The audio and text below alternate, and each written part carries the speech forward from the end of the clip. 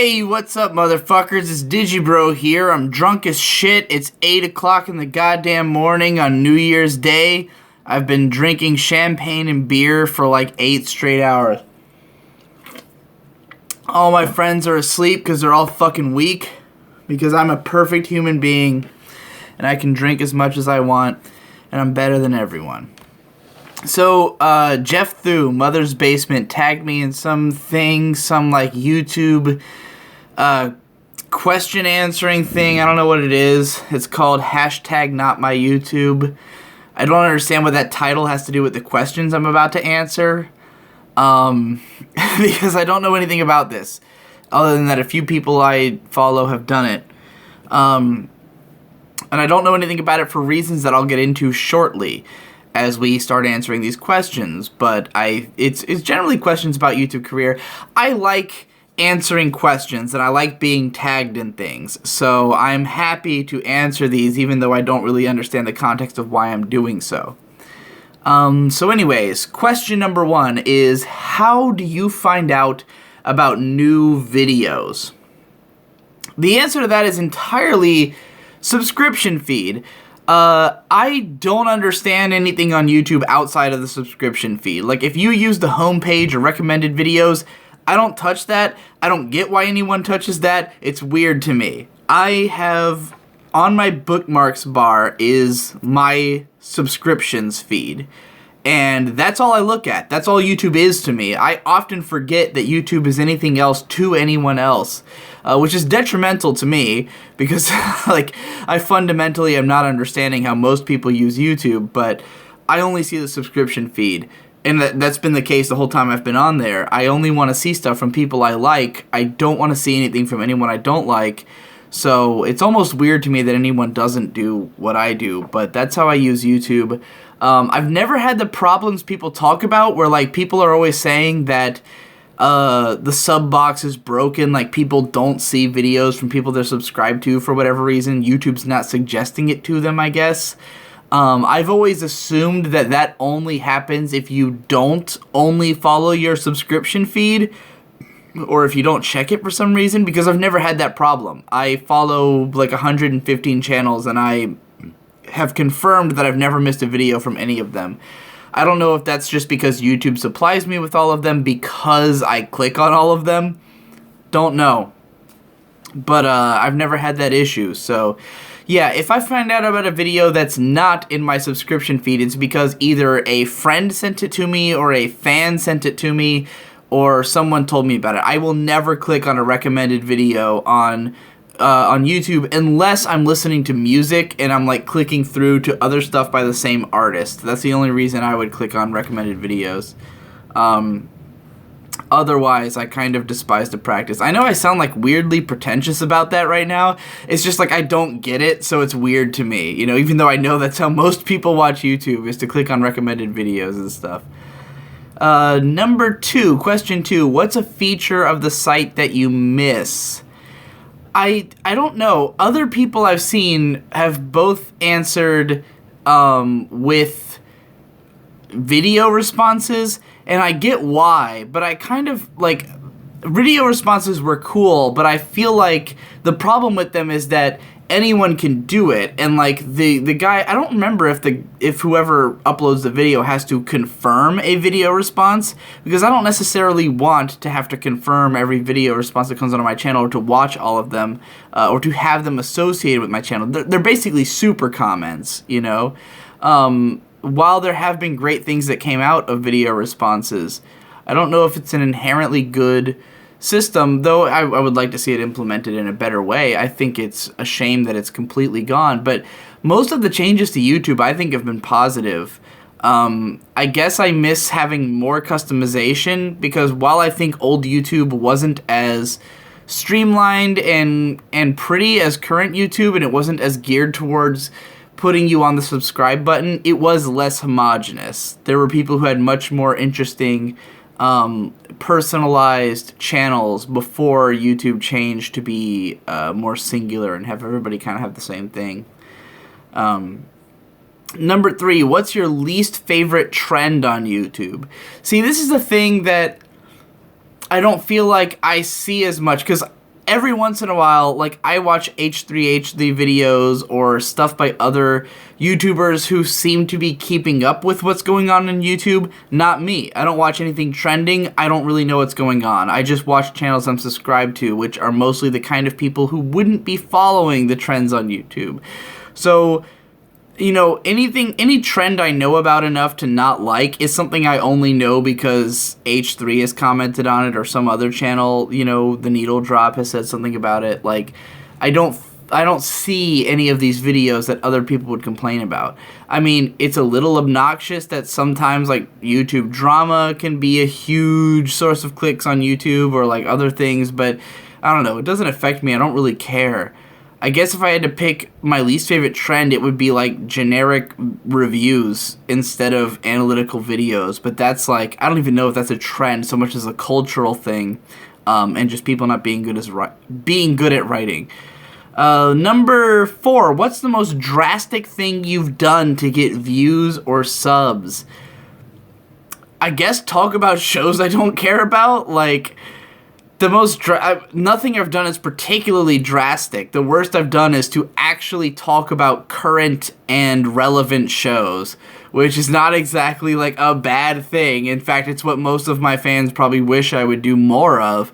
But yeah, the most drastic thing I've done is like watch a show people actually care about so I can talk about it. Number 5, do you have any regrets on YouTube? I kind of do. My biggest regret is that I haven't done more promotion of both myself and my friends.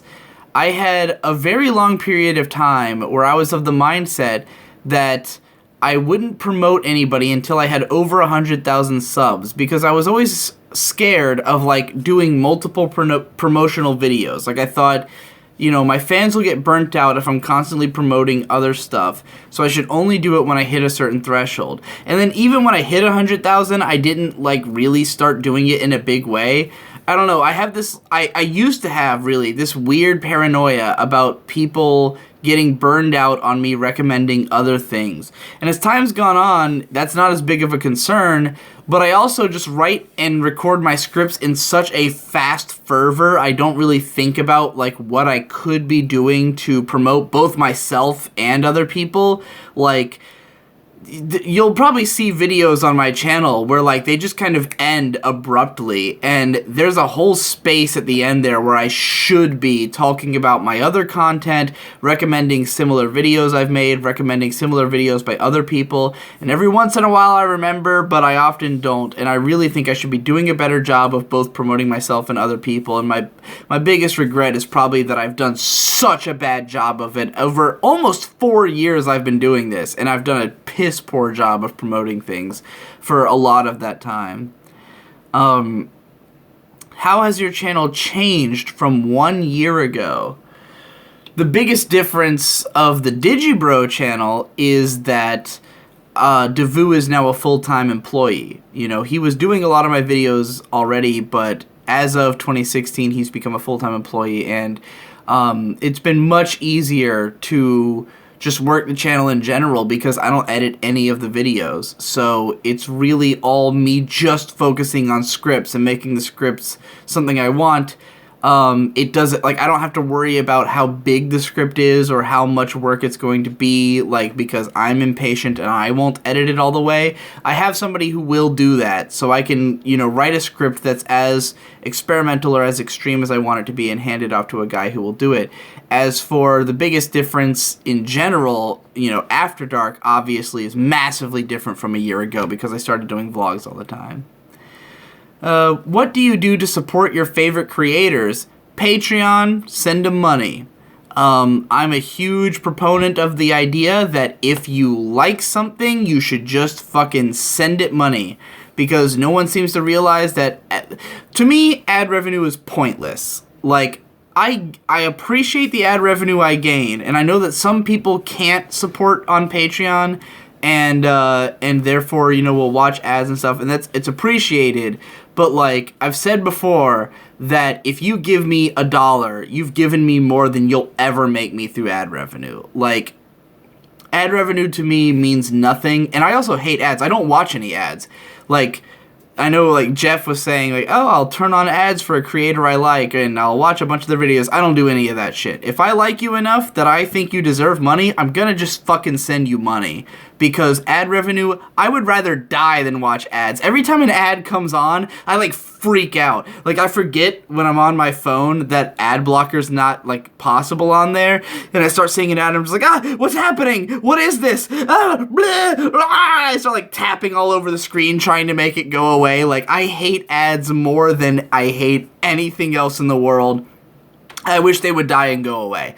To me, the only real way to support creators is to just give them money. If you like somebody, send them money. If you can't afford to do that, then, you know, just watch their shit for free and don't fucking worry about it. Like, I mean, again, I appreciate all the ad revenue, but, you know, if you asked me, hey, Digi, should I use ad blocker or should I watch your videos? I'd be like, what do you have the patience for? Because I wouldn't be willing to watch ads for anybody. I'd rather just send them money if I can. So yeah, I support a bunch of Patreons. I support all of my friends who are all also my favorite YouTubers. I do a lot to promote them when I can, and I should do even more. So that. Question number 8. How do you define success? Making money and doing what you want. I mean, if you can have a lifestyle, like, for me, all that matters is I can do whatever I want. And the ability to have the financial security to do that, that's all I care about. I don't even care if I make a lot of money. I just need enough to be financially secure. I feel like I should be more worried about money than I am. But yeah, to me, it's just like, if I can sustain myself while doing what I want to do, I've won. That's it. That's all I want out of life. Question number 9, are you happy? Yes, I would say so. I am the happiest I've ever been. You know, I could probably stand to be happier, but I don't think I'm ever going to be, like, jolly 24/7, you know.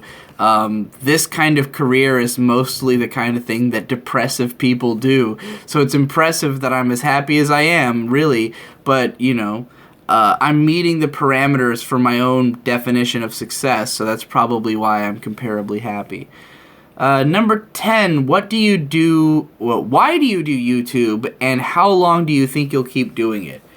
Well, I do YouTube because, to me, it's kind of like the obvious route. Like, everything I was doing before YouTube makes the most sense on YouTube. Like, I was writing an anime blog, I was doing a lot of this kind of content beforehand, and this content never seemed like it would be successful until YouTube. Like, it was when I saw that people were doing stuff like this on YouTube that I thought, oh my god, there's actually an avenue for the things I'm skilled at. And so, you know, it was a great way to take what talents I already had and expand on them. How long will I keep doing it? As long as it's relevant. I don't expect YouTube to be around forever. I think it's either going to have competition in terms of another site, or it'll have competition more likely in the form of new media. Like, YouTube will become a dying medium and another thing will spring up in its place. And, you know, the closer we get to, like, technological singularity, the more likely that becomes. If we start inventing microchips that go straight into your brain and we're beaming 360 videos straight from someone into your subconscious and you can experience it firsthand, first person in 10 years, YouTube's gonna be fucking irrelevant, you know? So for me, it's all about evolution. If something is bigger than YouTube and, like, you know, doing YouTube is making my Patreon do this, but doing the other thing is making it do this, I'm gonna do the other thing, you know? So I'll jump ship on YouTube when it's dead, basically, is what I'm saying. Number 11, has YouTube made your life better or worse? I mean, exponentially better. I was doing nothing before YouTube, you know? After high school and college, which I dropped out of college and then just sat around for a year and a half, I felt miserable through all of high school. I felt miserable through all of college. I felt pretty bad for the year that I wasn't doing anything. And since I've been doing YouTube, every year has been incrementally even better than the last. Though this year was probably on par with the one before it, really. And I hope to make it better. But yeah, all the friends I have, I know through YouTube. all the things I do are based around YouTube. YouTube's my fucking life. There's nothing to me other than YouTube. So yeah, YouTube has made my life ultimately better, I think, because I wasn't happy beforehand, and now I am. So yeah, that's my answer to that. That's my answer to all the questions. Shout out to Jeff Thu, who didn't actually provide a list of the questions for any of the people he tagged, so I had to fucking scroll through his video and find all of them. You damn bastard. As for who I'm tagging, I don't know. I don't care. I don't care enough. I don't know who I want to hear answer these questions. How about this? Anyone in the PCP, if you actually think you would do this, then go ahead. Like, best guy ever, Hypocrite. Actually, Hypocrite, I would be interested in hearing his answers to this if he listens to this video. You know, I don't care about anybody outside the PCP. Fuck it. That's it. That's my answers for that. Happy New Year and shit.